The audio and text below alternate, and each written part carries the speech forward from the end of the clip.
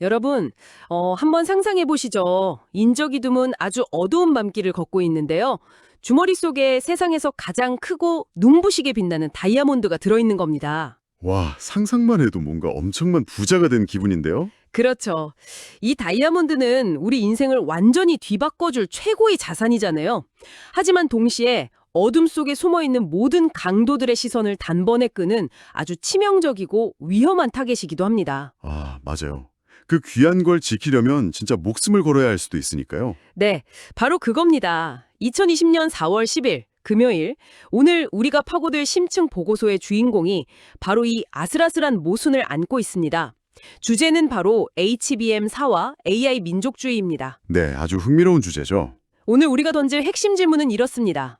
AI 시대의 쌀이라 불리는 고대 역봉 메모리, 이 HBM 시장에서 압도적인 점유율을 거머쥔 한국의 반도체 산업은 과연 전 세계의 찬사를 받는 대체 불가능한 자산일까요? 아니면 강대국들의 무자비한 패권 전쟁 속에서 어떻게든 포획해서 길들여야 할 타겟으로 전락하고 있을까요? 맞습니다. 자, 그럼 이 내용을 한번 파헤쳐 보죠. 이 상황의 본질을 파악하려면요, 우리가 서 있는 2026 현재의 글로벌 공급망을 움직이는 규칙이 어떻게 바뀌었는지부터 짚어야 합니다. 규칙이요? 네, 불과 몇 년 전까지만 해도 반도체 산업을 지배하는 건 철저히 경제 논리였거든요. 누가 더 미세한 공정으로 더 싸게, 더 효율적으로 칩을 뽑아내느냐의 싸움이었죠. 무조건 작고 저렴하게 잘 만드는 게 최고였잖아요. 그렇죠. 하지만 지금은 완전히 다른 문법이 작동하고 있습니다. 이른바 기술 지정학의 시대가 온 거예요. 아, 테크노 지오폴리틱스 말씀이시군요. 네네. 국가의 안보나 힘의 우위가 뭐 탱크나 미사일 숫자가 아니라 그 국가가 얼마나 거대한 AI 모드를 구동할 수 있느냐, 그걸로 결정된다는 겁니다. 확실히 요새는 AI 연산 능력이 곧 국력이더라고요. 맞습니다. 그리고 그 연산 능력을 결정짓는 최후의 병목이 바로 HBM인 거죠. HBM은 이제 단순한 데이터 센터 부품이 아니라 국가의 지능적 역량 자체를 규정하는 전략 무기가 된 겁니다. 그러니까 완전히 경제의 영역에서 전쟁의 영역으로 넘어갔다는 거군요. 그렇다면 강대국들이 왜 이렇게까지 HBM에, 특히 이번에 새롭게 등장한 HBM4에 집착하는지 그 기술적 실체부터 뜯어봐야겠습니다. 네, 그 기술적 도약이 정말 상상을 초월하거든요. 제가 보고서를 보니까 이전 세대인 HBM3E에서 HBM4로 넘어오면서 데이터가 오가는 통로, 그러니까 인터페이스 폭이 기존 1024비트에서 2048비트로 무려 2배나 늘어났더라고요. 정확합니다. 그게 핵심이죠. 비유하자면 이건 마치 출퇴근길에 꽉 막힌 데이터 고속도로를 단번에 2048차선으로 뻥 뚫어버린 것과 같지 않나요? 아, 아주 훌륭한 비유네요. 차선이 2배로 늘어났으니 데이터가 훨씬 여유롭게 이동할 수 있잖아요. 차는 더 빨리 달리는데 매연은 오히려 줄어드는 그런 마법 같은 기술 아닙니까? 맞아요. 그래서 칩 자체의 작동 속도를 무리하게 끌어올리지 않아도 막대한 양의 데이터를 처리할 수 있는 겁니다. 데이터 센터의 가장 큰 골칫거리가 발열하고 전력 소모인데 HBM4는 이 딜레마를 구조적으로 해결한 셈이죠. 야, 정말 대단하네요. 근데 사실 이것보다 훨씬 더 파괴적인 혁신은 눈에 보이지 않는 칩의 가장 밑바닥에서 일어났습니다. 바로 베이스 다이 말이죠. 아, 칩들을 아파트처럼 쌓아 올릴 때 제일 아래에서 그 기초공사 역할을 하는 기단부 말씀하시는 거죠? 네, 맞습니다. 이전 세대까지 이 베이스 다이는 그냥 메모리 반도체를 만드는 전통적인 공정에서 만들어졌거든요. 그런데 HBM4부터는 이게 파운드리의 선단 로직 공정으로 넘어갔습니다. 선단 공정이면 그 5나노나 12나노 같은 초미세 시스템 반도체 공정 말씀하시는 건가요? 그렇죠. 잠깐만요. 메모리 반도체 밑바닥을 시스템 반도체 공정으로 만든다는 건 비유하자면 창고 직원이 단순히 물건만 꺼내서 배달해 주는 게 아니라 창고 안에서 자기가 스스로 데이터를 조립하고 계산까지 해서 내보낸다는 뜻인가요? 와, 정확하게 짚으셨어요. 베이스 다이에 파운드리 로직 공정이 도입되면서 고객사가 원하는 특정한 연산 기능을 메모리 밑바닥에 직접 심을 수 있게 된 겁니다. 이른바 커스텀 HBM 시대가 열린 거죠. 커스텀이요? 야, 그럼 진짜 메모리가 더 이상 단순 창고가 아니네요. 네, 스스로 연산의 일부를 담당하는 PIM 기술이 실질적으로 상용화 문턱을 넘은 겁니다. GPU와 메모리의 경계 자체가 완전히 허물어지기 시작한 엄청난 혁명이죠. 기술 패러다임 자체가 뒤집힌 거군요. 그런데 이 혁명적인 16단 적층 HBM4를 만들기 위해서 한국의 두 거인인 SK하이닉스와 삼성전자가 완전히 바른 제조 방식을 택했다는 게 참 흥미롭습니다. 그 부분이 관전 포인트죠. SK하이닉스는 기존의 어드밴스드 MRMOF 기술을 고도화했다고 나오는데 이게 구체적으로 어떤 원리인가요? MRMF는 칩과 칩을 쌓아 올린 다음에 그 사이 빈 공간에 액체 형태의 보호물질을 쭉 주입해서 단단하게 굳혀버리는 기술입니다. 아파트를 지을 때 층과 층 사이에 특수 콘크리트를 빈틈없이 부어넣는 거랑 비슷하네요? 맞습니다. 그렇게 해서 붕괴도 막고 열도 효과적으로 빼내는 거죠. SK하이닉스는 자신들이 가장 잘하는 이 방식을 극한까지 끌어올려서 16단이라는 그 아득한 높이에서도 수율을 무려 80%나 달성했습니다. 와, 80%요? 초기 시장 주도권을 완전히 틀어주겠다는 거네요? 네, 반면에 삼성전자는 전혀 다른 승부수를 던졌습니다. 바로 하이브리드 본딩이죠. 아, 하이브리드 본딩. 보고서를 보니까 칩과 칩을 연결하던 징검다리 역할의 마이크로 범프를 아예 없애버렸다고 하던데요. 아니, 물리적인 연결고리도 없이 대체 칩을 어떻게 이어붙인다는 거죠? 그냥 고열로 녹이나요? 아니요, 녹이는 게 아니라요. 구리와 구리의 원자단위 결합을 이용하는 겁니다. 원자단위 결합이요? 네, 그 볼록한 마이크로 범프를 없애는 대신에 위아래 칩 표면을 정말 완벽에 가깝게 평평하게 만듭니다. 그리고 아주 미세한 구리 패드들을 정확히 맞닿게 한 뒤에 특정 온도와 압력을 가하는 거죠. 아, 그럼 구리 원자들이 지들끼리 막 이동하면서 하나로 합쳐지는 건가요? 바로 그겁니다. 두 개의 극도로 평평한 유리판을 겹치면 물기 하나 없어도 찰싹 달라붙어서 안 떨어지잖아요. 그것과 유사한 물리적 메커니즘이죠. 야, 듣기만 해도 공정 난이도가 상상을 초월할 것 같은데요. 먼지 한 톨만 들어가도 끝장나는 거 아닙니까? 엄청난 리스크죠. 미세한 굴곡 하나만 있어도 칩 전체가 불량이 되니까요. 하지만 이 수율 확보라는 거대한 산을 넘기만 하면 칩 전체의 두께를 획기적으로 줄일 수 있습니다. 아, 범프가 없으니까 높이가 낮아지는군요. 네, 그래서 향후 20단, 24단 이상의 초고층 적층 경쟁으로 가면 삼성전자가 압도적으로 유리한 고지를 점하게 되는 겁니다. 자, 이렇게 한국 기업들이 기술의 한계를 돌파하면서 경이로운 자산을 만들어냈습니다. 그런데 여기서 이야기가 아주 흥미로우면서도 좀 서늘하게 흘러갑니다. 타겟이 되기 시작한 거죠. 맞아요. 이 자산이 너무나 강력하다 보니까 패권국인 미국이 이걸 온전히 자신들의 통제 아래 두려고 아주 치밀한 그물을 던지기 시작하거든요. 2026년 1월에 미국 성무부 BIS가 발효한 수출 규제가 바로 그겁니다. 네. 과거의 미국의 규제 방식은 좀 단순했잖아요. 그냥 블랙리스트 국가나 기업한테는 절대 팔지 마, 이런 전면 금지였죠. 네, 완전 차단이었죠. 근데 2026년 규제는 다릅니다. 이른바 관리된 종속 체제를 구축했어요. 예를 들어 총 연산 성능 2만 1000 미만, 대역폭 6500 미만인 칩들, 그러니까 엔비디아 H200 모델 같은 건 중국 수출 아래 허용해 줬거든요. 제가 바로 그 부분에서 진짜 강한 위구심이 들었거든요. 수출을 허용해주는 척하면서 아주 무시무시한 독소 조항을 달아놨더라고요. 중국의 수출에서 발생한 매출의 무려 25%를 관세나 무슨 글로벌 안보기금 명목으로 미국 정부가 징수해 간다고요. 네, 맞습니다. 아니 잠깐만요. 기술 혁신은 한국이랑 글로벌 기업이 피땀 흘려서 다 해놓고 중국에서 번 돈의 4분의 1을 미국 정부 지갑에 받쳐야 한다는 거잖아요. 이거 명백하게 WTO 규정 위반 불법 아닙니까? 당장 제소해야 하는 거 아니에요? 당연히 평상시 무역 논리라면 WTO 제속감이죠. 그런데 미국은 이 모든 규제의 근거로 국가 안보 예외 조항, 즉 GATT 21조를 딱 들이밀고 있습니다. 안보 핑계군요. 네, 첨단 AI 칩은 국가 안보랑 직결되니까 중국이 이거 군사적으로 쓰는 걸 막으려면 우리가 기금 걷어서 감시해야 한다, 이런 논리죠. 사실상 미국이 룰을 무시하고 강제 징수를 합법화해버린 겁니다. 기가 막히네요.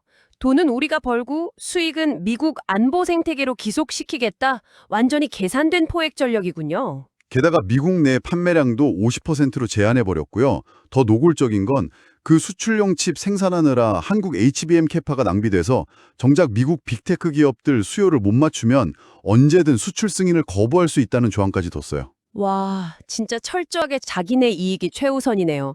한국의 생산 라인을 무슨 리모컨 조종하듯 쥐고 흔들겠다는 건데 상황이 이렇다 보니 중국 현지에 있는 한국 반도체 팹들은 그야말로 숨통이 끊어질 위기 아닙니까? 중국 팹들은 사실상 인질이 된 상태죠. 2025년 12월 31일부로 VU 지위, 그러니까 검증된 최종 사용자 지위가 완전히 종료됐거든요. 그럼 이제 장비 하나 드릴 때마다 허락 받아야 되나요? 네. 한국 기업들이 중국 공장에 새 장비 반입할 때마다 매년 미국의 연례 승인이라는 아주 좁은 문을 통과해야 합니다. 최첨단 EUV 장비는 아예 반입 불가고요. 구형인 DUV 장비조차 심사가 엄청 까다로워요. 그 속셈이 너무 뻔하네요. 공정 전환을 늦춰서 중국 팹 경쟁력을 서서히 말려 죽이겠다는 거잖아요. 맞습니다. 결국 한국 기업들이 버티다 못해 중국 비중을 줄이고 미국 본토로 공장을 옮기게 만드는 탈중국 온쇼어링의 완성판인 거죠. 근데 정부 규제만 있는 게 아니더라고요. 민간 영역에 가면을 쓴 그 특허 전쟁. 이게 더 교활하게 돌아가고 있습니다. 2026년 초부터 미국 ITC가 모놀리식 3D 특허 침해 조사를 개시했고 넬리스트 같은 특허 괴물들 소송전은 끝이 없잖아요. 네, 소송 리스크가 어마어마하죠. 여기서 제가 진짜 우려스러웠던 건 미국 특허청의 태도입니다. 존 스쿼이어시 청장이 취임한 이후에 IPR, 그러니까 특허 무효 심판 기각률이 30%에서 80%로 치솟았다고 하던데요. 이거 우리 방패를 완전히 뺏긴 거 아닙니까? 아, 그 부분이 정말 뼈아픕니다. IPR이 원래 특허 괴물들이 휘두르는 엉터리 특허들을 빠르고 효과적으로 무효화시킬 수 있는 제일 강력한 방어 수단이었거든요. 그런데 그걸 80%나 기각해버린다고요. 네, 그 말은 결국 특허 괴물들이 한국 기업 멱살 잡고 천문학적인 합의금 뜯어낼 수 있게 미국 정부가 그냥 링의 규정을 바꿔버린 겁니다. 명분은 지식재산권 보호지만 실질적으로는 한국 기업이 HBM으로 버는 수익을 합법적으로 탈취하는 구조를 열어준 거죠. 와, 정말 무서운 판이네요. 이렇게 거대한 철조망을 치고 소송 폭탄을 터뜨리는데 그럼 갇혀버린 중국은 가만히 앉아서 백기 들고 있을까요? 아닙니다. 철조망 위로 못 넘으면 땅굴을 파서라도 진격하는 게 지금 중국의 맹추격이잖아요. 중국의 집념도 보통이 아니죠. 화웨이 새 AI 가속기 어센드 910C에 자체 개발한 HBM이 탑재된다는 내용이 보고서에 나오던데 솔직히 저는 기술적으로 너무 의문이 듭니다. EUV 정비도 없이 대체 어떻게 HBM을 양산합니까? 그게 참 말이 안 되는 것 같으면서도 말이 되는 상황인데요. 수율이 완전 바닥일 텐데 중국 정부가 막대한 보조금으로 손실 다 떼어주면서 기술 격차를 3년 이내로 좁혔다는 게 이거 상식을 벗어난 거 아니에요? 바로 그 지점에서 우리가 중국의 전략을 오판하면 안 됩니다. 중국 반도체 굴기의 목표는 한국처럼 수율 80%, 90% 달성하는 기술적 완결성이 아니거든요. 그럼 뭐죠? 오로지 내수용 대체재 확보입니다. EUV 장비가 없으니까 구형인 DUV 장비로 회로를 여러 번 덧칠하는 멀티 패터닝 기법을 막 쓰는 거예요. 시간도 엄청 걸리고 분량도 쏟아지겠네요. 그쵸. 공정 시간은 몇 배로 늘어나고 수율은 막 20% 밑으로 처참하게 떨어집니다. 정상적인 기업이면 당장 파산하겠지만 중국은 국가가 그 비용을 보조금으로 다 메워주잖아요. 어떻게든 자국 내에서 칩 뽑아내는 파이프라인만 뚫으면 된다는 마인드입니다. 무식하지만 무서운 방식이네요. 네, 창신 메모리 행보만 봐도 답이 나옵니다. 2025년에만 매출이 130% 성장해서 80억 달러를 넘겼고요. IPO로 420억 달러나 끌어모아서 차세대 기술에 쏟아붓고 있습니다. 범용시장 파이는 이미 꽤 많이 갉아먹였어요. 그런데 돈이나 구형 장비의 한계를 극복하려고 중국이 꺼낸 가장 소름 돋는 무기가 따로 있더라고요. 바로 인적 벡터, 즉 한국의 핵심 인재 탈취입니다. 아, 그게 진짜 심각하죠. 2025년에 적발된 기술 유출만 179건이고 그중 절반 이상이 중국발이었습니다. 이게 옛날처럼 무슨 도면 몰래 USB에 담아가는 수준이 아니잖아요. 차원이 다르죠. HBM 공정은 수천 개 세부 공정이 맞물려 돌아가는 종합예술이라 도면 몇 장 훔친다고 똑같이 만들 수가 없거든요. 그래서 중국은 그냥 그 노하우를 통째로 머릿속에 담고 있는 사람 자체를 빼돌립니다. 작년 5월에 인천공항에서 체포된 사건도 있었죠. 네, 그 전직 직원이 HBM 패키징 핵심 기술을 통째로 넘기려다 잡혔고요. 10월에는 아예 무허가 인력 중개 조직이 적발됐는데 기업형으로 한국 엔지니어들을 송출하면서 23억 원이나 범죄 수익을 챙겼습니다. 와, 23억 원이요?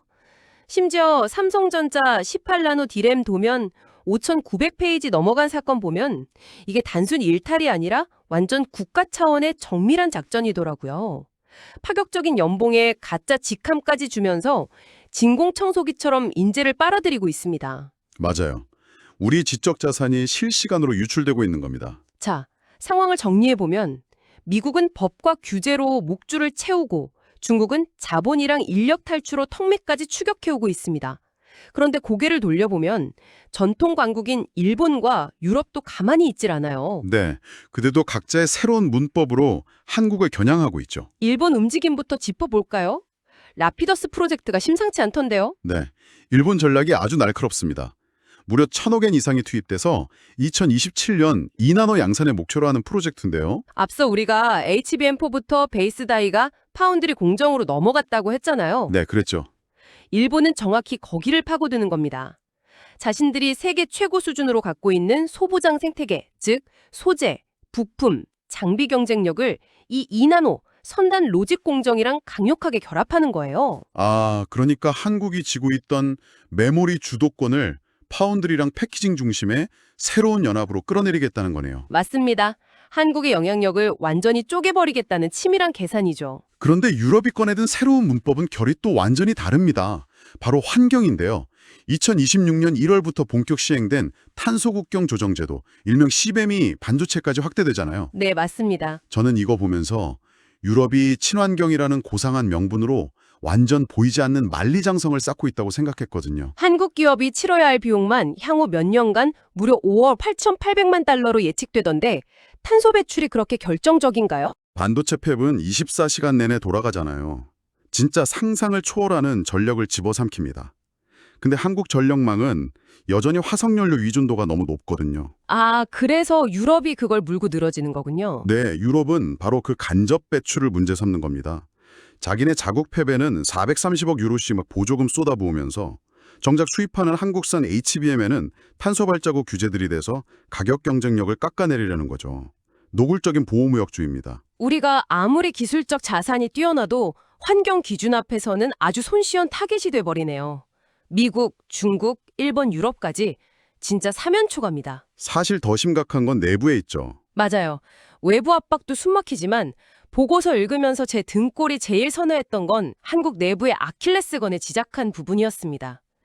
당장 올 초 호르무즈 해역 분쟁 때 삼성, SK 주가가 하루아침에 20%나 폭락했잖아요. 그 사건이 한국 반도체의 가장 치명적인 민낯을 보여준 거죠.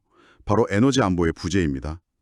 반도체 라인은 1초만 정전돼도 수천억 원어치 웨이퍼가 싹 다 휴지 조각이 되거든요. 진짜 무서운 리스크네요. 네, 지금 용인에 짓고 있는 메가 클러스터 제대로 돌리려면 당장 3기가와트의 전력이 추가로 필요합니다. 청취자 여러분, 3기가와트가 어느 정도인지 감이 오시나요? 한여름에 막 전국에서 에어컨 틀 때 전력망 터지네 만회하는데 클러스터 하나 돌리자고 대형 원전 3기가 만드는 전력을 오롯이 부어야 한다는 뜻입니다. 근데 송전망 구축은 지역 갈등으로 계속 지연되고 있죠. 원유 수립 70% 의존하는 중동은 맨날 불안하죠. 아무리 HBM 잘 만들어도 공장 돌릴 전기가 끊기면 그냥 다 모래성입니다. 현실이죠. 미국은 뭐 대학원생들한테 월 2,000에서 3,000달러씩 쥐어주면서 싹 쓸어 담고 있는데 한국 정부 대책은 너무 초라해요. 2026년 말부터 1억 원 지원하겠다고 내놨지만 미국 빅테크 수십만 달러 연봉이나 중국 백지수표에 비하면 솔직히 게임이 안 되잖아요. 이 거대한 AI 인재 엑소더스를 막을 방법이 안 보입니다. 외부 철조망의 내부 균열까지 이 360도 포위망 속에서 그럼 우리는 어떻게 생존해야 할까요? 다행히 기업들이 가만히 앉아서 당하고만 있진 않습니다. 이른바 독침 전략을 구사하고 있죠. 아, 포이즌필. 기술적 대체 불가능성을 인줄로 척 높여서 감히 누구도 한국 반도체를 건드릴 수 없게 만들겠다는 방패 전략이죠. 네, 맞습니다. 2026년 1월 통과된 K-칩스 액트가 그 방패 역할을 좀 해줄 줄 알았는데 정작 52시간 예외 조항 불발되고 2조 원 특별회계는 2027년으로 밀려버렸더라고요. 정부 지원이 좀 절뚝거리고 있죠. 그래서 기업들이 스스로 거대한 동맹을 짰습니다. SK하이닉스는 TSMC, 엔비디아랑 굳건한 삼각 동맹 맺어서 한국 HBM 없이는 엔비디아 차세대 루빈 GPU 양산 자체가 안 되게 구조를 짜버렸고요. 와, 확실한 인질극이네요. 그런데 여기서 제가 아주 근본적인 태클을 하나 걸어보겠습니다. 방패가 완벽해 보이긴 하는데 만약 보고서에 나온 최악의 시나리오 C가 터지면 어떡하죠? 대만 해협 충돌 같은 거 말씀하시는 거죠? 네. 대만 해협 문제 생겨서 TSMC랑 물리적으로 끊어지거나 아까 말한 에너지 위기로 팹 가동이 멈춰버린다면 이 난공불락 같던 독침 방패도 한순간에 산산조각 나는 거 아닙니까? 시나리오 C의 파괴력을 아주 정확히 짚으셨네요. 확률은 낮아도 터지면 글로벌 공급망 자체가 붕괴되는 치명적인 뇌관입니다. 만약 그렇게 단절되면 미국이나 유럽은 아예 한국 배제하고 독자 생태계 구축하려고 들 거예요. 끔찍하네요. 그래서 기업들은 미국 주도로 공급망이 재편되는 시나리오 A나 중국이 범용 시장을 기습 장악하는 시나리오 B까지 다 대비해서 처절하게 초격차를 시도 중입니다. 삼성전자가 메모리, 파운더리, 패키징을 한 번에 끝내는 턴키 통합 솔루션 내세우고 전력 효율 40% 개선하는 FCD램 조기 도입하는 것도 다 그 이유입니다. 어떻게든 위기가 와도 우리 없이는 니들 AI도 안 돌아간다. 이걸 증명하려는 몸부림이군요. 생존을 위한 사투죠. 그래서 보고서가 4대 제언을 던진 겁니다. 수율 80% 이상의 기술적 성역 구축, 전용 전력망 확보, 인재를 국가 안보 요원처럼 대우하기, 그리고 치포 동맹 안에서 공격적인 외교전 펼치기. 어느 하나 미룰 수 없는 절박한 과제들이네요. 반도체는 이제 단순한 수출 품목이 아닙니다. 대한민국의 국격이자 생존을 담보하는 안보 그 자체예요. 우리가 필수 불가결한 심장이라는 걸 전 세계에 증명해야 합니다. 자, 오늘 파헤친 방대한 탐구의 결론이 아주 선명해집니다. HBM4라는 경이로운 기술력은 우리 최고의 자산이지만 그 가치가 빛날수록 우리는 강대국들의 가장 치명적인 타겟이 되고 있습니다. 전 세계가 우리를 함부로 타격할 수 없게 만드는 필수 불가결성을 확보해야만 살아남을 수 있다는 현실을 확인했네요. 네, 절대 잊지 말아야 할 현실입니다. 자, 탐구를 마치며 여러분 스스로 깊게 곱씹어 볼 수 있는 도발적인 질문을 하나 던지고자 합니다. 만약 이 AI 민족주의가 극단으로 치달아서 특정 강대국이 안보 명분으로 한국 반도체 팹을 자국의 데이터 영토로 간주해버린다면, 심지어 물리적 통제권까지 요구하는 사태가 벌어진다면 과연 우리는 그 위험한 청구서를 거부할 독자적인 힘을 가지고 있을까요? 반도체가 곧 국격이자 무기인 시대, 이 필수 불가결의 생존 게임 한가운데서 여러분의 생각은 어떠십니까? 주머니 속 눈부신 다이아몬드의 무게를 다시 한번 느껴보시길 바랍니다. 오늘의 심층 탐구는 여기까지입니다.